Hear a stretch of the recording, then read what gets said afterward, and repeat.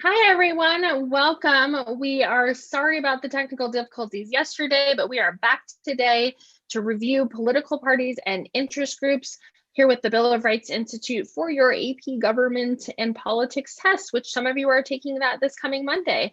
I am Liz Evans, the Regional Programs Manager, and I'm happy to be answering any and all questions in the chat. And we are joined again by Paul Sargent, who is going to take us away so we don't waste any time today. Go ahead, Paul. All right. Well, thanks, Liz. Yeah, sorry about last night's broadcast. We had some technical difficulties, but we're going to get through that today. So tonight we're working on lesson 8. This is the 8th of 9 webinars we're doing. And this one's about political parties and interest groups. Yes, Liz is in the chat there. So how about tonight you guys ask some really challenging questions and give her a nice little run for her money down there. All right, so let me share my screen here with you guys and we'll get going on political parties and interest groups. Okay, so as I said, this is session 8, political parties and interest groups in the, oh my goodness, don't tell me that I pulled up the wrong one. Hold up one second. That's kind of embarrassing. So yes, we're going to get into political parties and interest groups today, and we are going to work our way through those things. Sorry, here we go. Okay, there we go. All right, so session 8, political parties and interest groups in the 2021 AP United States Government and Politics webinar. Yes, we are here doing this once again. So as you guys are getting ready to take your AP exam, we're moving into what in the course is designated as Unit 5. And tonight and tomorrow night, we are going to be going over the same big idea. And what I always do is I like to give you what the College Board says in their course description so that you can understand exactly what it is they're looking for. I mean, they make the test, they put up the curriculum, might as well know what they're saying. So the big idea is this: governing is achieved directly through citizen participation and indirectly through institutions. So directly with citizens participating in government, voting and things like that, and then indirectly through these institutions like political parties and interest groups that we're covering today, mass media that we're covering tomorrow night. And these inform, organize, and mobilize support to influence government and politics. That's their role. They are these linkage institutions. And that results in many venues for citizen influence on policymaking. So the great thing about the American system is that American citizens have different ways to influence the policymaking system. And if you look here, like directly, we can participate in politics, whether it's voting, whether it's running for office, those sorts of kind of direct participation. But we can also work through political parties to have our preferences shown to government officials and candidates. We can work through interest groups to show that large groups of people have coinciding interests that government should, at least we want government to address. And through the mass media, we can make our preferences and our concerns and our ideas known and broadcast over the airwaves or over the internet so that politicians and candidates can see what it is that people are really concerned about. So hopefully in a democracy, and this takes us way back to Unit 1, hopefully in a successful democracy, citizens have real influence on the policymaking system. So we're going to start off with this key understanding from the College Board. Political parties, interest groups, and social movements provide opportunities for participation and influence how people relate to government and policymakers. So it's that opportunities for participation and influence that are really key for political parties and interest groups. And so you can see here people going into the 2018 NRA convention, the National Rifle Association, a very large, very powerful interest group that advocates for Second Amendment rights, that advocates for the rights of gun owners and for the constitutional right to bear firearms, so that we can really see what's what's going on. So we're going to go ahead and move on here. So linkage institutions, what are they? Well, linkage institutions very simply provide people these avenues of communication to policymakers. Want to make sure that people have a way to get through and sort of make their voice heard. Look, the reality is, I as an individual, you as individuals don't have a whole lot of say in the policymaking process. I can write a letter, I can send an email, heck, I can go up to Congress or to my congressman's office and try and tell them, hey, here's what I want to see the government do. But why would they listen to me? Why would they listen to you? Why would they listen to any individual American?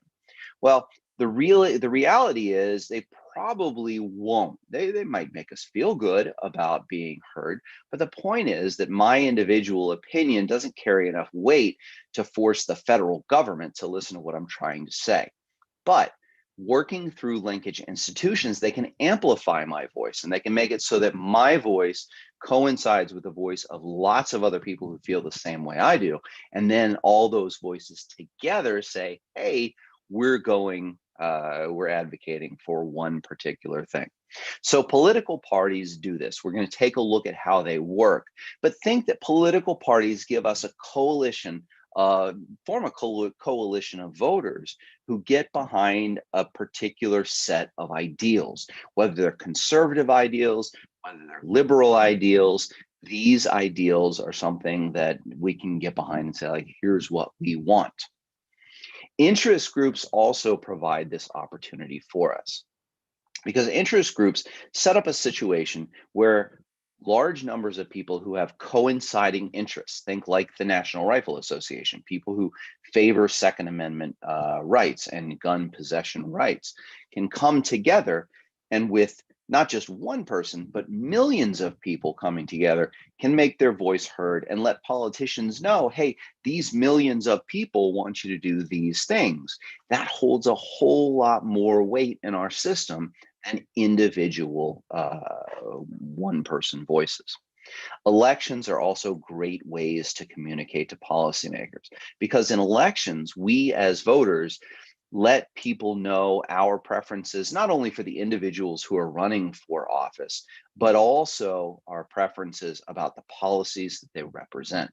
So when you look at results of elections, you can say, hey, you know, in the last presidential election, a majority of Americans said, A, we'd like Joe Biden to be our president of the United States, but B, we'd also like to see the changes and the policies brought forth that he talked about on the campaign trail.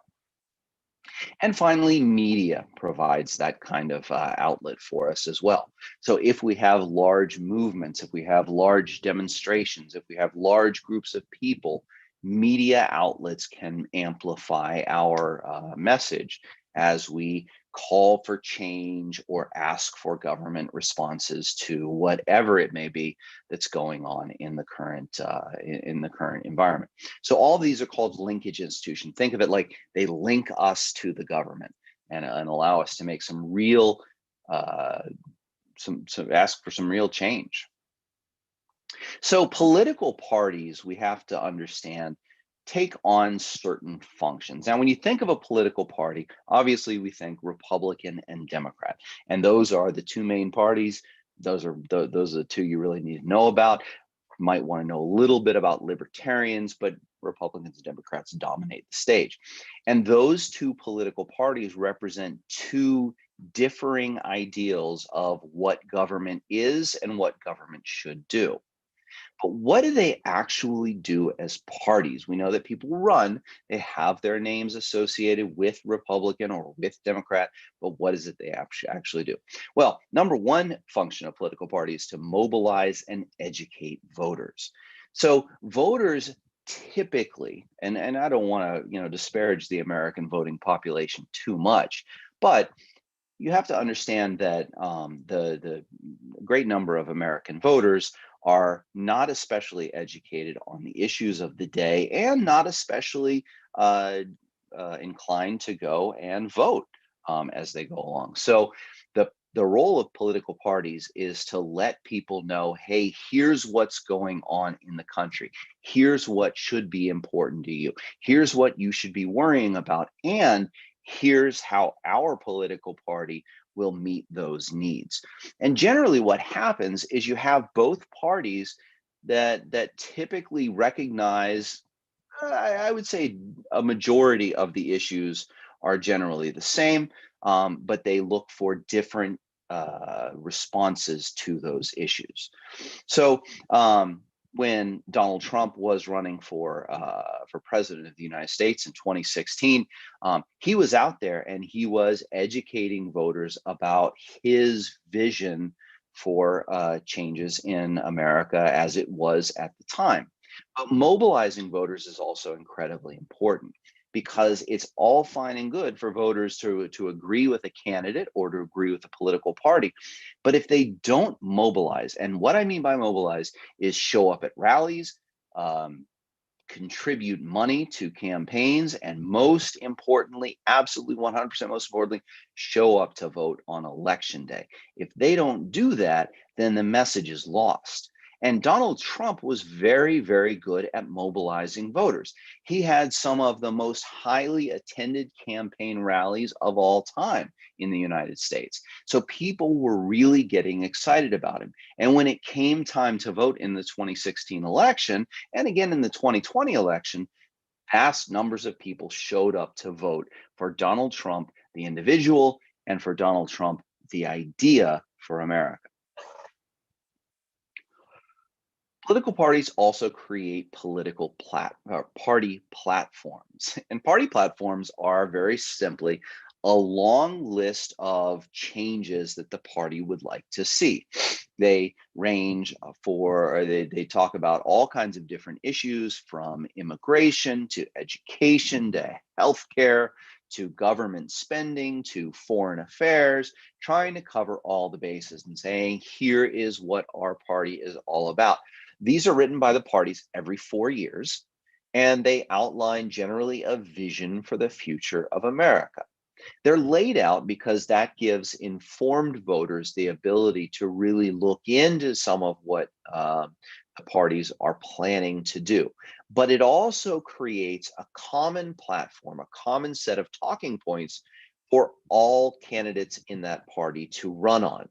So what you'll see is when each party adopts its party platform at the convention every 4 years, and you can see here, this is a shot from the 2016 Democratic National Convention, that candidates for, in this case, the Democrats, from Hillary Clinton in 2016 all the way down to state level candidates, are going to adopt some form of the national party platform. Now, at the state level, it's going to vary from state to state, but you're going to see elements of that national platform put in there. So it gives people a real idea of where the party wants to go. The other thing that parties are really important for, and this is something that we don't normally think about, is candidate recruitment. You see, candidates don't just show up. Yes, there are certainly candidates out there who, go to school, graduate from school, and their idea is, I want to run for Congress, and they're absolutely out there. But more often than not, parties have to look for people to run in different races, and they can go out and they can find, or they try to find, really sort of exciting candidates that people can get behind, candidates that have more vision, candidates that are good speakers, candidates that have good names in communities or in states, or have good backing behind them. Whatever it is, the parties are out there looking for candidates. And while it's not hard to find candidates for president of the United States, as we move down the ladder and as we get into state offices, and even more so as we get into local offices, city councils, and city comptrollers, things like that, parties have to actively go out and look for people to run there, and then put their label on these people and say, like, hey, we are backing this candidate's run for office. And so parties are really important to find those people who they think have the best chance of winning office, because winning office then creates another position, or puts another person in office, I guess, who is from that party. So when you look at Alexandria Ocasio-Cortez here, the Democratic Party backed her as she ran for Congress in New York, and she has since become a very prominent name in the Democratic Party, and a very prominent name sort of on the not favorite list of the Republican Party. Political parties also are in charge of managing campaigns. Now, understand, while we have large scale campaigns at places at levels like national levels, when we get down into local and state races, those campaigns don't have the same staffing. Those candidates don't have the same experience running for office. And so the political party will help them understand how to do this. This can be done in lots of different ways. Political parties can send campaign staff down to help out with campaigns. They can help with fundraising for campaigns. They can send high-profile national office holders down to stand with people who are running for campaigns. They really help in the whole management of a campaign and its strategy to raise money and to win office. And then finally, political parties give us legislative leadership.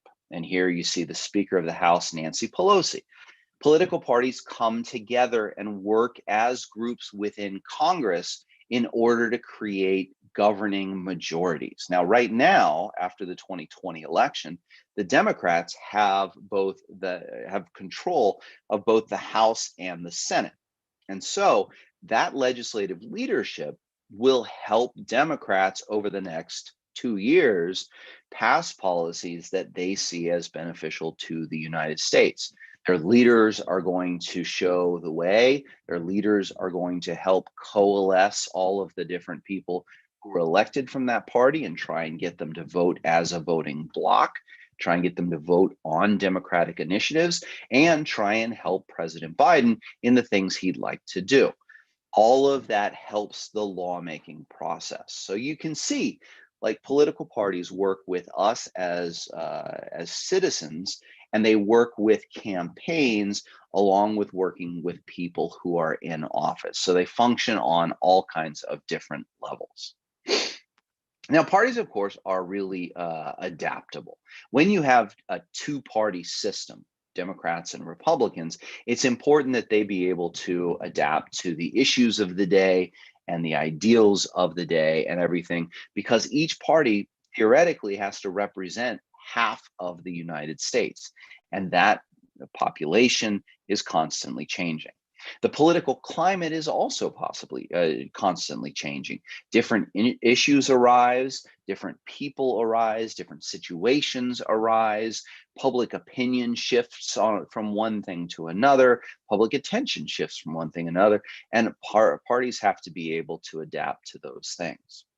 More and more, what we have come to see in the last 60 to 80 years has been candidate-centered campaigns. See, a long time ago, people tended to vote, and we're talking about the very prominent national level campaigns here. People tended to vote for party rather than for person. But what we have seen lately is that individuals have outshone their party, and no person is more indicative of this than Donald Trump. When Donald Trump ran for office in 2016, we saw a vast number of people throughout the United States who were voting not for Republicans, but for Donald Trump. And thus, he was not being controlled by the party, but he was making the party bend to his will and change according to his desires, so that he and his party could make America great again. So Donald Trump is a great example of this candidate-centered campaign. And you saw people who, over the last 5-6 years have been very, very loyal and very vocal about their support of Donald Trump. But parties are also responsible for creating demographic coalitions. Now, you may have noticed in the elections in the fall that commentators and political theorists and people on television kept talking about different groups of individuals who the parties were trying to cater to. The one that I really remember hearing a lot about was suburban women. Now, understand, this is the prevailing way of classifying people in these kinds of political discussions are through demographics, age, race, gender, maybe education level, maybe location. And so if we look at suburban women as being an example here, the Republican Party was really focused on trying to get those suburban women together.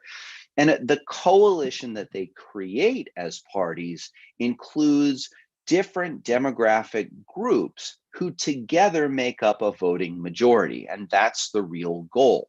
How do you get these people to move over? One of the theories that accounts for Donald Trump's loss in the 2020 election is that he wasn't able to get those suburban women to vote for him in the same numbers that he did 4 years earlier.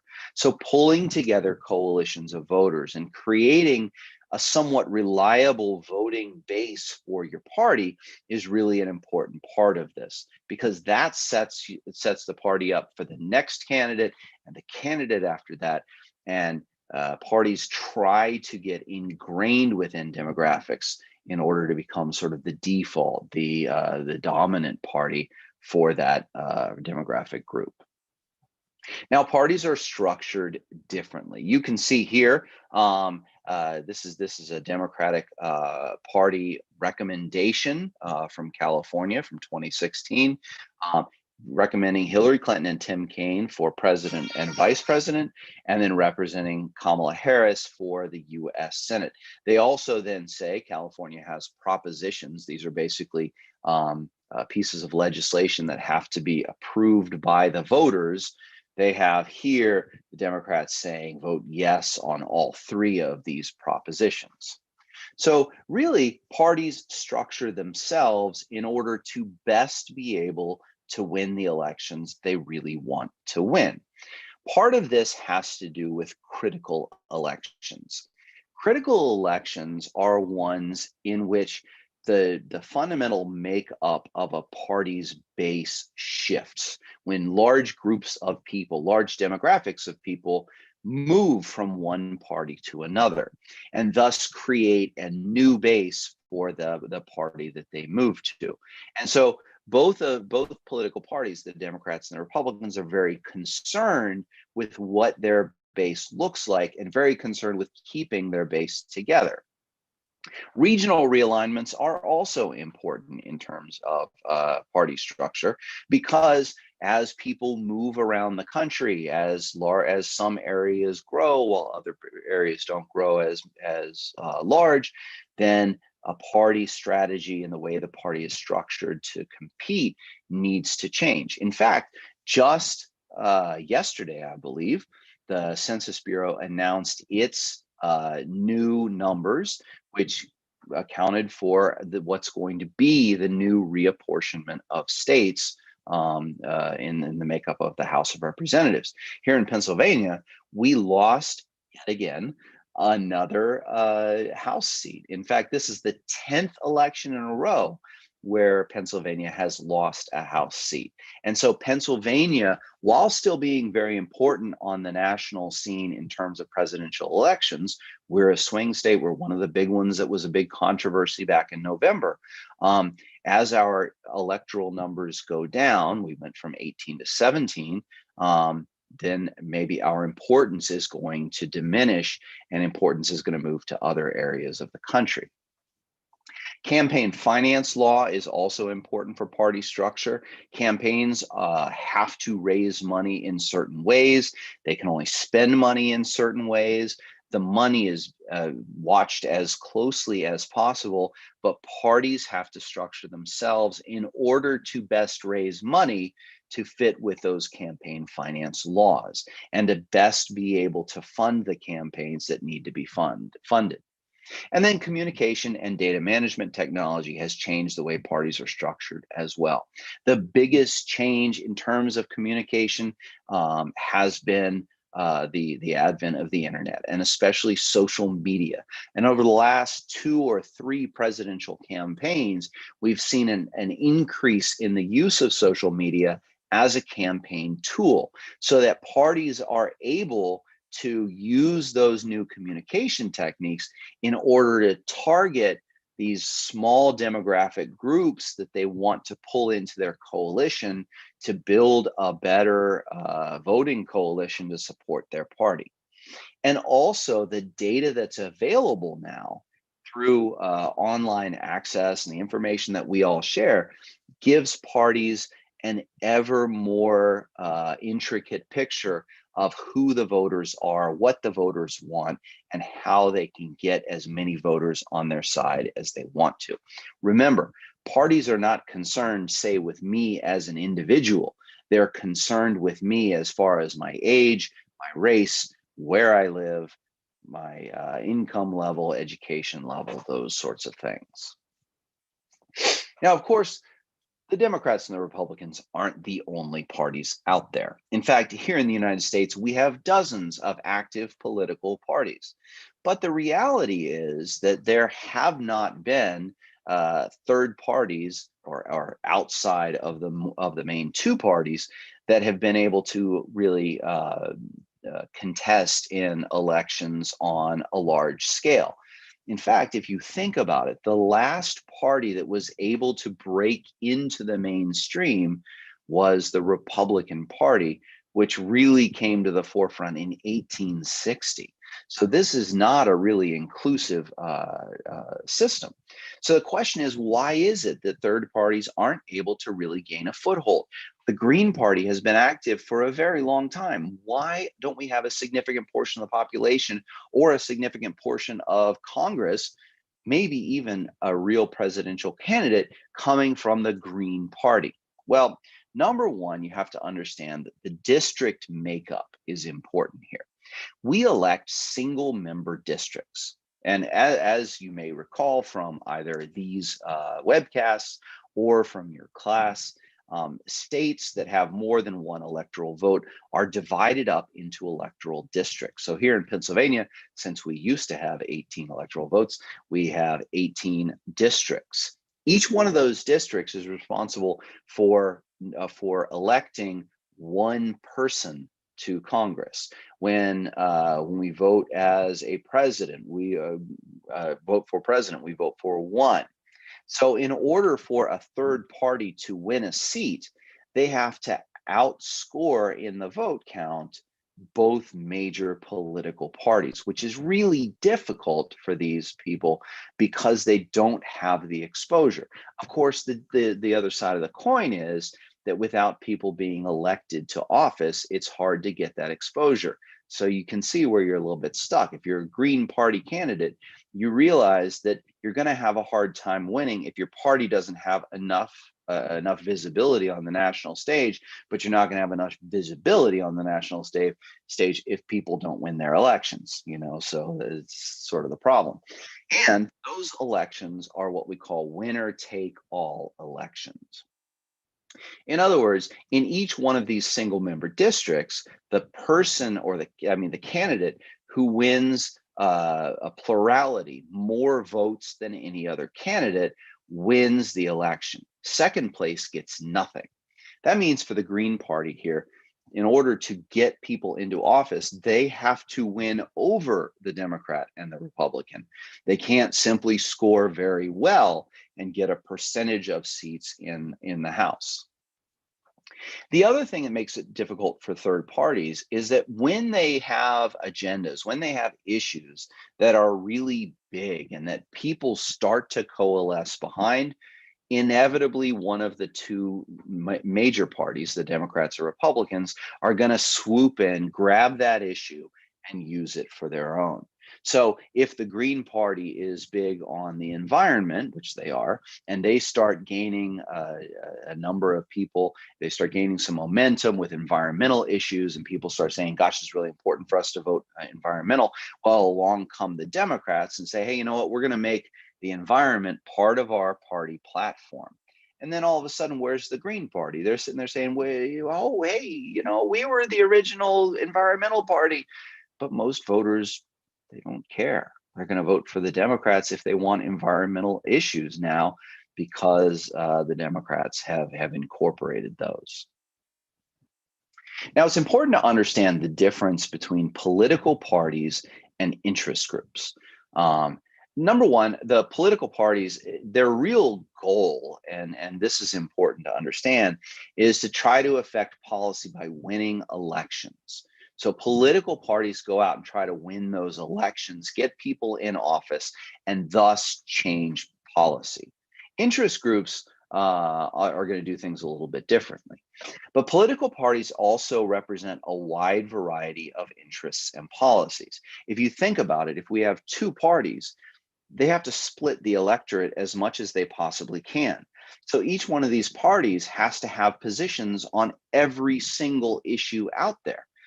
They have to have issues on gun control. They have to have stances on gun control. They have to have stances on the environment. They have to have stances on capital punishment. They have to have stances on immigration. All this stuff. They have to come up with their own things to incorporate kind of half the country. And so what you get of a political party is a wide range of people who are part of the party or vote with the party, who within that have lots of different views and lots of different interests. And the reason they do this is because they have to build a national majority. Democrats, Republicans are fighting for that 51% of the voting nation, not just of the people who are out there, but of the people who will vote. Well, how do you know who's going to vote? Ultimately, you don't. You can have some indications. There are some people who are more likely to vote than others, but ultimately you don't. So you've got to get as much of the population as you possibly can. Now, interest groups, on the other hand, try to affect policy by influencing elected officials. Now, look at this as opposed to political parties. Political parties try to become those elected officials so that they can then make policy from within the government. Interest groups try to come together so that they can influence those elected officials in order to get their vision for government done. So that's really the fundamental difference between the two. But interest groups also represent a narrow scope of interests. So if we use our example of the National Rifle Association, for example, they're going to focus on gun policy. They're going to focus on that almost 100%. They're not going to get too worried about the environment. They're not going to get too worried about immigration. They might have thoughts on that, but their main focus is going to be the Second Amendment. If you talk about the AARP, the American Association of Retired Persons, they're going to represent the interests of the elderly, of people who are retired. Yeah, do they care what happens to young people? Of course. Do they care about immigration? Yeah, sure, why not? Do they care about policy with Russia? Yeah, but it's not the focus. They're not going to have to come up with a Russia policy. They're going to talk about what they'd like to see to help out their people in the interest group, retired people. And interest groups use a variety of tools that lead to different levels of success. Different interest groups have money, they have a large number of people, they have expertise in the courts, whatever it is, they're going to use it in order to influence those elected officials to try and get their policies put into action. So what does the interest groups actually do? Well, just like political parties, they look to educate, but they're going to educate voters based on their particular issue. Again, if we look at the AARP, that group is going to try and educate voters about issues that concern the retired population. But they're also there to educate office holders. And so interest groups hire lobbyists to go in and represent those groups in front of office holders and policymakers, and try and push that group's agenda so that office holders will vote to uphold that agenda. They also will even draft legislation. Now, it's important to understand that bills cannot be introduced into Congress by anyone other than a congressman, but anyone can write a bill. And so if a congressman is looking to introduce some bill and get his or her name on something, perhaps the AARP comes to that congressman and says, hey, we've got this bill we'd like to see introduced. Would you be interested in introducing it? And they'll give that congressman a fully written bill. Now, the congressman can change whatever they want to before they introduce it, but they certainly draft legislation for them. Interest groups are also important in mobilizing their own membership to pressure legislators and government agencies. So that in the case of, again, the AARP, millions and millions of retired people, the AARP is responsible for getting them mobilized so that they can contact a congressman, contact a senator, and try and influence the way that they vote. And thus that gives the interest group a lot of power, because they can go into the offices of congressmen and say, look, we represent this large number of people who all vote. And in the example of the elderly, of retired persons, vote at very high rates. These people want to see this change. And if you want to support us, well, then, hey, we'll tell our people that you supported us and that they should vote for you in your next election. You see how that works? And so with votes in their pockets, because they have mobilized members, they can really pressure these legislators and government agencies to see the change they want to see. Now, interest groups are also influential in iron triangles. And if you were with me for the webcast on Congress, you may already have an understanding of what these are. So here's the quick and dirty about iron triangles. I always like to do this, right?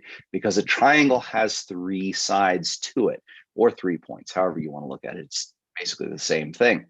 So those 3 sides are going to pretty much write all legislation that goes into governing a certain area of policy. So if we look here, we have Farm Bill facts, right? So if we talk about the farming industry, any agriculture bill that goes in there is really going to be decided by 3 groups. Number 1, it's going to be the Congressional Committee that oversees farm policy, the Committee on Agriculture, right?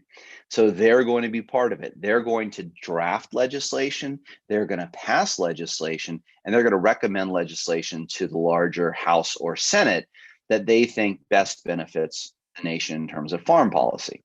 On the second side of this is a government agency that oversees this part of the economy in this case, right?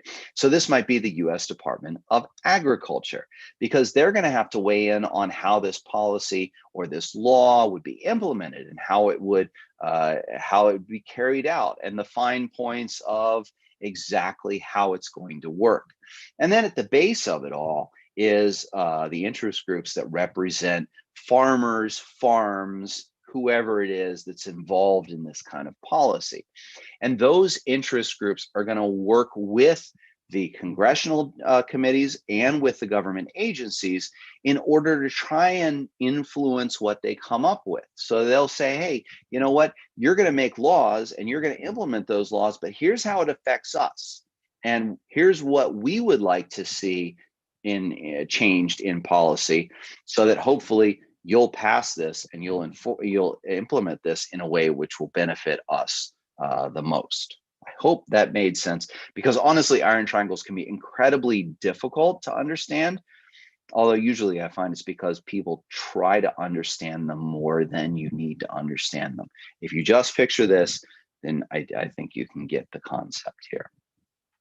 Now, of course, interest groups have hurdles. Not all interest groups are successful. They just aren't. There's too many of them out there. And so there are a lot of hurdles that they must overcome. Number one is the inequality of resources. See, some interest groups are wealthy in different ways. You can be wealthy in money, you can be wealthy in people. And so, whatever your wealth, maybe you're wealthy in public opinion, whatever your wealth is, there's going to be an inequality of resources. And those interest groups which don't have the large resources of big interest groups are going to have a real problem getting their voice heard and getting their policies implemented in Washington. So people obviously is a big one. And since there are tons and tons of interest groups, some of them represent very small numbers of people in relation to, let's say, the AARP or the National Rifle Association, something like that. Those would be very large interest groups. And walking in with smaller numbers of people decreases the amount of influence that an interest group can have, because you don't command that many voters. Not command, that's the wrong word. You don't represent that many voters. There's also an inequality in terms of money. Some interest groups are very good at raising money across a spectrum of a large number of people. Again, and I feel like I'm driving this one into the ground at this point, but the AARP is fantastic at raising money, and thus they have tons of money at their disposal to be able to influence lawmakers. But other interest groups, say consumer interest groups that push for the protection of consumers in the marketplace, have a much harder time raising large amounts of money. And there's also an inequality in terms of litigation. Some interest groups are very good and very poised to pursue their interests in the courtroom, whereas others don't necessarily have that outlet available to them, depending on what it is that they're advocating. And so what this means is that between people, money, and litigation, there is really an unequal access to decision makers. The big interest groups have much more pull. They have much more access. They have the assurance that lawmakers will pick up the phone when they call, whereas small interest groups don't have that kind of pull in Washington. And there's also the problem that interest groups have of the free rider problem. Now, the AARP is very good at this. I feel like I'm stuck on the AARP tonight. The AARP really has a good deal with this, because a free rider problem exists when you have a very, very large potential group, people who could potentially be part of your group. And the reason the free rider problem really exists at that level is because with a large number of people, individuals will be less likely to contribute because they figure that plenty of other people will contribute as well. I like to think of it as a difference between like a string quartet and an orchestra. If you have a string quartet, 4 people playing, well, none of these 4 people can really kind of take the night off because you really notice it. But if you have an orchestra and one violin player decides not to really do their best, well, you're probably not going to notice it overall. And so in a large potential group like the AARP has, all people who are retired, there's a great potential that people might say, well, yeah, I agree with what the AARP wants to do, but do I really have to contribute money myself? Now, what they do in order to get their members mobilized and donating is they give benefits to members of the AARP. So maybe you've seen signs at hotels and restaurants and things like that advertising an AARP discount. Well, this has been negotiated by the AARP so that people in that group who contribute and are members pay their dues, which allows the AARP to lobby Congress, then get something back for it. They get discounts at these places. So how do they go about really influencing public policy? How successful are they at this? Well, groups really form because they want to address societal and policy concerns. There's something out there that they feel really needs to be addressed. And people come together to create large groups because those large groups are more effective at influencing policymakers. Again, if I pick up the phone, congressmen are not really going to answer it, nor are they going to take my call and talk to me. But if I represent 20 million people, well, maybe they'll pick up the phone and talk to me, So they form to address these things, and they compete at various stages of policymaking. Groups typically form on both sides of an issue. And those sides are going to compete when we're talking about possibly making a policy. They're going to compete with each other when a congressional committee is considering a policy. They're going to compete when Congress is voting on a policy. They're going to compete for the interest for the attention of the president who's signing that policy, and then they're going to compete with each other to influence how the bureaucracy implements that policy. So they're going to compete all along the way, all along the policymaking process. And there are many, many avenues of access to policy.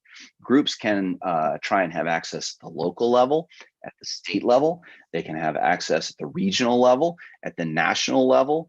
They can have access in any of the three branches of government, lots of possible places. Well, they can't really, they can affect the judiciary, sure. And political parties try to gain majorities by appealing to various interests in return for votes, trying to encompass large groups of policy, large policy proposals that groups of people can get behind, hopefully then getting the votes from those groups of people. So public policy really is the result of competition, cooperation, and compromise.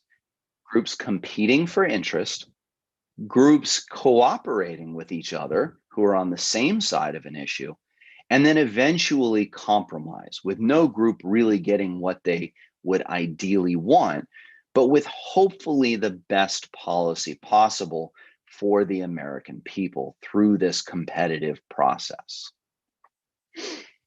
So really, that's about it. I hope that at this point, you really kind of get, understand how political parties and interest groups are both similar and different, and how they both influence the policymaking process. And so that brings us to tomorrow night. Now, tomorrow night is the final night of this AP review. And if you've been following along since night one, first of all, my hat's off to you. But second of all, I hope that all of this has really helped you guys prepare for this AP exam. Look, you've been learning this stuff all year. And it's this point of the year where you sit back and just remember all this stuff so that you go into the AP exam as prepared as possible. So I certainly hope that you show up tomorrow night for campaigns and elections. And with that said, I'm going to kick this back over to Liz at BRI Central. Liz, over to you.